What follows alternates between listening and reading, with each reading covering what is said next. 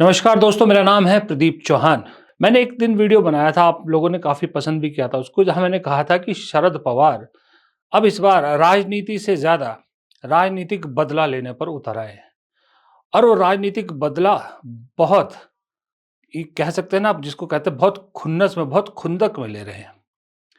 मुझे लग रहा है कि इस बार शरद पवार ने कसम खाई है कि चाहे उनका भतीजा ही क्यों ना हो अजित पवार, लेकिन अजित पवार समेत जिन-जिन ने उनकी पार्टी को तोड़ा, जो-जो जिन-जिन लोगों ने उनके साथ गद्दारी की, खास करके जो उनके खासम-खास थे, उन सबको सबक सिखाएँगे और उनके राजनीतिक खात्मे की पूरी कोशिश कर रहे हैं।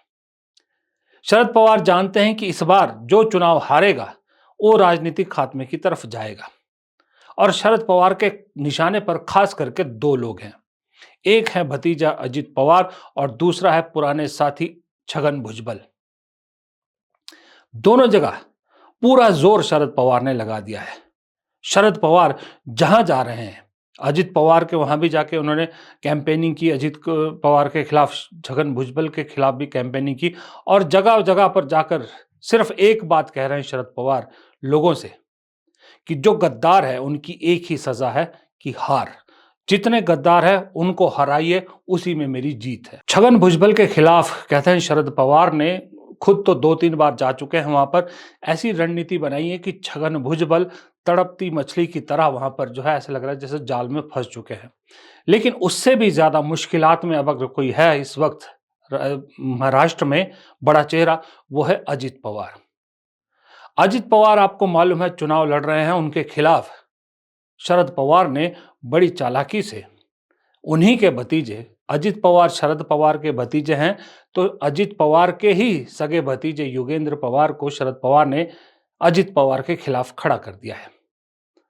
योगेंद्र ने लोकसभा चुनाव में अपनी बुआ सुप्रिया सुले का साथ दिया था, अपनी जो है चाची के खिलाफ, यानी अजित पवार की पत्नी के खिलाफ। अब जो योगेंद्र प्रचार कर रहे हैं, वो जाहिर सी बात है शरद पवार के नाम पर वोट मांग रहे। शरद पवार अभी कुछ दिन पहले वहां जाके आए थे, तो शरद पवार ने एक जिस तरह से वहां अजित पवार की मिमिक्री करके मजाक उड़ाया था, वो अपने आप में एक बहुत बड़ी बात थी कि अजित पवार को लेकर अब शरद पवार माफी के मूड में तो नजर नहीं आ रहे हैं। उन्हें हराना चाहते हैं, हर हाल में हराना चाहते हैं। अब वहां पर इस बात से आप अंदाजा लगा सकते हैं कि अजित पवार को लेकर कितने गुस्से में शरद पवार है, कितना अ, जोर लगा रहे हैं उन्हें हराने के लिए कि बहुत सीनियर उम्र की, मुझे नहीं मालूम उनकी उम्र क्या है, माफ कीजिएगा, लेकिन शरद पवार ने अपनी पत्नी को भी चुनाव प्रचार में उतार दिया है। इस उम्र में भी शरद पवार की पत्नी, जाहिर सी बात है 80 प्लस होंगी, वो घर घर जाकर युगेंद्र के लिए प्रचार कर रही हैं, यानी अजित पवार के खिलाफ प्रचार कर रही हैं। दूसरी तरफ उन्होंने एक युवा चेहरा भी प्रचार में उतार दिया है, वो है सुप्रिया सुले की बेटी रेवती सुले। रेवती सुले सुप्रिया सुले की बेटी है, उन्हें भी चुनाव मैदान में प्रचार के लिए उतार दिया है और योगेंद्र के साथ मिलकर घर घर जाकर, गली गली जाकर प्रचार करी। यानी एक तरह से पूरा जो शरद पवार परिवार है, वो अजित पवार के खिलाफ उतर गया है चुनाव मैदान में उन्हें हराने के लिए। अब अजित पवार क्योंकि एक पार्टी भी चला रहे हैं, अब उन्हें प्रदेश के अलग अलग जगहों पर जाना है, जहां जहां उनके उम्मीदवार खड़े, वहां जाके उन्हें कैंपेन भी करना है, लेकिन घर की लड़ाई वो हारते नजर आ रहे हैं। 7 बार के लगातार विधायक हैं यहीं से। लेकिन अगर इस बार जितनी मुश्किलात अजित पवार को हो रही, उतनी मुश्किलात अभी तक कभी भी अजित पवार को नहीं हुई थी। तो ये तय माना जा रहा है कि शरद पवार ने इस बार कसम खाई है कि जितने गद्दार थे उनको एक ही सजा देनी है कि उनको राजनीतिक तौर पर खत्म कर दो। अगर उनका राजनीतिक करियर खत्म, तो वो सजा उनके लिए सबसे बड़ी है। और शायद यही भांपते हुए अजित पवार ने जो इंटरव्यू दिया जिसमें उन्होंने अदानी का नाम लिया, उसमें शरद पवार का भी नाम लिया उन्होंने। 2 चीजें कही जा रही कि एक तो वो शरद पवार को भी लपेटने की कोशिश थी और दूसरा पक्ष कहता है कि वो एक रास्ता खोल रहे हैं, बटेंगे तो कटेंगे नारे का विरोध करके और शरद पवार की तरफ ये कहकर कि उनके दिमाग में क्या चलता है ये कोई नहीं जानता, इस तरह की बातें करके एक रास्ता खुला रख रहे हैं अजित पवार, क्योंकि अजित पवार को लग रहा है कि इस बार महायुति की सरकार बननी मुश्किल है और अगर सरकार बन भी गई तो अजित पवार के लिए कुछ खास वहां नहीं है, इसलिए वो महाविकास अघाड़ी का रास्ता खुला रख रहे हैं। इसलिए उस तरफ इस तरह के सिग्नल भेज रहे हैं कि चाचा को थोड़ा सा शांत करने की कोशिश करें, लेकिन चाचा है कि उनका गुस्सा शांत होने का नाम नहीं ले रहा। चाचा ने तय कर दिया कि इस बार तो भतीजे और उनकी गैंग के बाकी लोगों को सबक सिखाकर ही रहेंगे।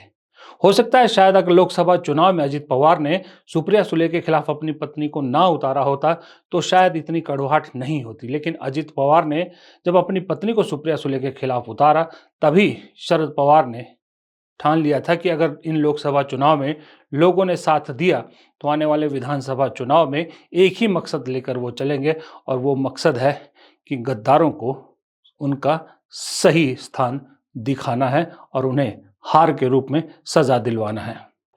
इधर शरद पवार इस चीज को लेकर भी काफी जोश में है कि जो अब तक खबरें या सर्वेज जो आप कह लें इस तरह से आ रहा है कि जिसमें ये लिख कहा जा रहा है कि कांग्रेस के बाद एमवीएम में अगर कोई दूसरी सबसे बड़ी पार्टी है जो अच्छा परफॉर्म करेगी वो है शरद पवार की एनसीपी, यानी उद्धव ठाकरे से ज्यादा बेहतर परफॉर्मेंस शरद पवार की रहेगी। और शरद पवार चाह भी रहे हैं कि पार्टी उनकी ऐसी पोजीशन पर रहे कि जब सरकार बनाने की स्थिति में उनकी बार्गेनिंग पावर बड़ी हो। दरअसल ये सारी जो कवायद है वो एक मकसद दिख रहा है कि वो अब शरद पवार जानते हैं कि अजित पवार पे उनका भरोसा नहीं रहेगा, तो वो किसी भी हालत में अपनी बेटी सुप्रिया सुले को स्टैब्लिश करना चाहते हैं।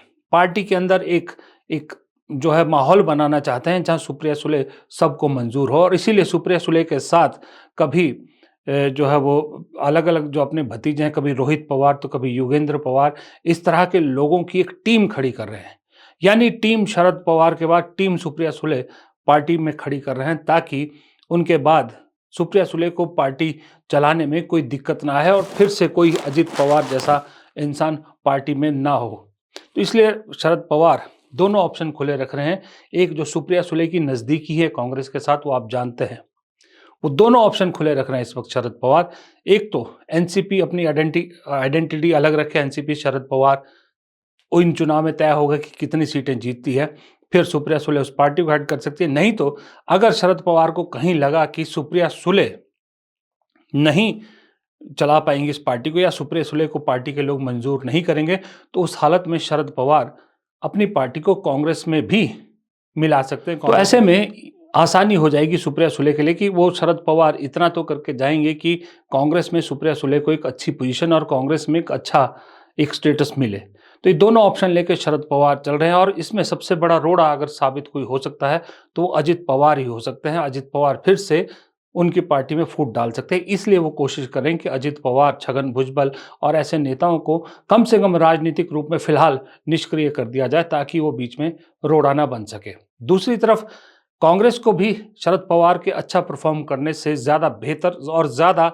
एक यूं कह सकते हैं आप कंफर्टेबल पोजीशन हो जाती है, क्योंकि शरद पवार नेचुरल अलाई रहे हैं कांग्रेस के हमेशा से। उद्धव ठाकरे को लेकर अभी भी कांग्रेस के अंदर थोड़ा सा संशय बना हुआ है। कुछ लोगों को अभी भी लगता है कि अगर जरूरत पड़ी तो उद्धव ठाकरे फिर से बीजेपी के साथ जा सकते हैं अगर उन्हें मुख्यमंत्री की कुर्सी दे देते हैं और एकनाथ शिंदे को साइड कर लेते हैं, क्योंकि उनका भी टारगेट एकनाथ शिंदे को सबक सिखाना है। तो ऐसे में अभी पूरा विश्वास नहीं कर पा रहे उद्धव ठाकरे पर, तो इसलिए कांग्रेस को भी सूट करता है, मुफीद बैठता है कि एनसीपी शरद पवार अच्छा परफॉर्म करे, अच्छी सीट्स लेके आए। तो ऐसे में फिर कांग्रेस मुख्यमंत्री पद के लिए भी दावा कर सकती है, क्योंकि शरद पवार कांग्रेस के मुख्यमंत्री को सपोर्ट करेंगे। शुरू से शरद पवार ये कहते हैं कि कोई मुख्यमंत्री का उम्मीदवार नहीं है, बाद में जीतने के बाद तय किया जाएगा कि कौन मुख्यमंत्री बनेगा। शरद पवार कभी भी उद्धव ठाकरे के नाम को लेकर कंफर्टेबल नहीं दिखे थे, वो इसीलिए वो जानते हैं कि कांग्रेस का मुख्यमंत्री उन्हें ज़्यादा मुफीद बैठता है और वो कांग्रेस के साथ खड़े होंगे। तो दोनों तरफ चीज़ें बराबर है, कांग्रेस भी शरद पवार को ज़्यादा बेहतर करता हुआ देखना चाहती है और शरद पवार भी कांग्रेस को ज़्यादा बेहतर करता हुआ देखना चाहती है।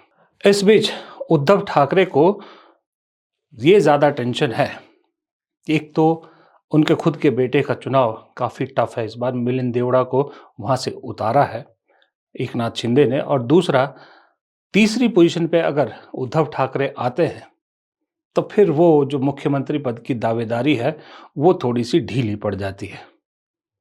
और इस वक़्त जो जितनी सीटें उद्धव ठाकरे ने ली है, उतनी सीटों के बावजूद अगर उनका 50% स्ट्राइक रेट नहीं रहता है, कम से कम 50% स्ट्राइक रेट, तो फिर उनके लिए दिक्कत हो सकती है महाविकास अघाड़ी में मुख्यमंत्री की कुर्सी पर बैठने के लिए। फिलहाल इस वीडियो को यहीं ख़त्म करते हैं। वीडियो को लाइक और शेयर कीजिएगा और कमेंट बॉक्स में अपनी राय ज़रूर दीजिएगा। नमस्कार।